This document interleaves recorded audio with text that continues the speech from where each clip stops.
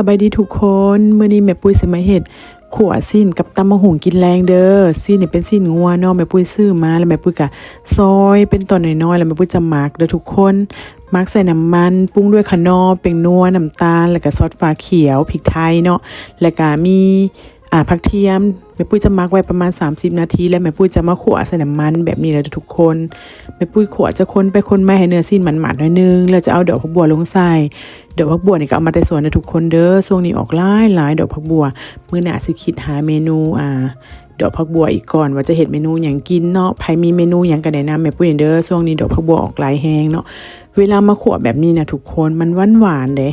แม่ปุ้ยจะเติมพริกไทยลงไปอีกรู้สึกว่าพริกไทยมันน้อยเนาะและต่อไปแม่ปุ้ยจะใส่ซอสหอยเด้อทุกคนใส่ซอสหอยแล้วแม่ปุ้ยก็จะคนไปคนมาคือเก่าแม่ปุ้ยจะขั่วแบบบ่ให้เพิ่นสุกหลายนะอย่ามันหยาบเนาะแม่ปุ้ยจะให้หม้อฝนน้อยนึงแม่ปุ้ยก็จะโป่งเลยเด้อทุกคนพอแล้วสำนีได้แล้วเนาะทุกคนต่อไปแม่ปุ้ยก็สิมาตำมะฮุงก็ใส่มะเขือ3หมากเนาะบ่ใส่หลายยันลูกๆกินน้ำบ่ได้เนาะแม่ปุ้ยจะปรุงด้วยเป็นนัวน้ำตาลธรรมดาทุกคนใส่ผักเทียมไปนำจะตำให้แหลกๆก็จะเอาหมักเล่นหมักนาวลงไปตามโดยปลาแดกเนาะนี่ปลาแดกก็ใส่2บ่วงเลยนะทุกคนแล้วแม่ปุ้ยก็จะยกเนาะให้หมักเล่นมันแตกๆหน่อยนึงนะทุกคนแล้วแม่ปุ้ยจะเอาหมักหุงที่แม่ปุ้ยฝากแล้วลงไปใส่หมักหุงนี่ก็เอามาแต่สวนเด้อบิดมามื้อนี้เลยเนาะคิดอยากกินกันเลยสั่งสามีบิดมาเนาะบิดมาสดๆเลยแม่ปุ้ยบ่อยากบิดมาไว้หั่นน่ะเพราะว่าสามีก็ออกสวนทุกมื้ออยู่แล้วมีแต่ว่าอยากหยังก็สั่งเพิ่นเอามาให้นี่จะเป็นประมาณนี้นะทุกคนหยวกไปหยวกมาเนาะตอนนี้มันกลิ่นออกเลยเนาะเริ่มเป็นตาแซ่บแล้วคิดเห็นว่ามีใบผักเทียมอยู่หลังบ้านเนาะปลูกไว้ก็เลยว่า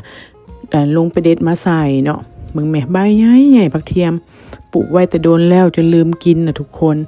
แม่ปุ้ยก็จะหยวกไปหยวกมาได้ทุกคนให้มันผักเทียมมันทั่วนะให้มันหย่มๆน้อยนึงเนาะมันแบบมีกลิ่นใบผักเทียมออกมานะมันจึงเป็นตาแซ่บเนาะประมาณนี้กะได้แล้วทุกคนนี่หน้าตาตำมะฮุงใส่ใบผักเทียมแซ่บสุดเลยทุกคนแม่ปุ้ยหมักแห้งรู้สึกว่ามันเข้ากันแห้งค่ะนะกับตำข้าวปุ้นคือการใส่และแซ่บ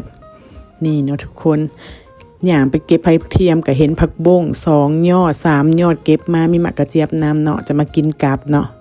นี่ทุกคนเบิ่งใกล้ๆไปแต่แซ่บบ่เนาะอาหารแรงแม่ปุ้ยก็จะประมาณนี้เลยง่ายๆเนาะ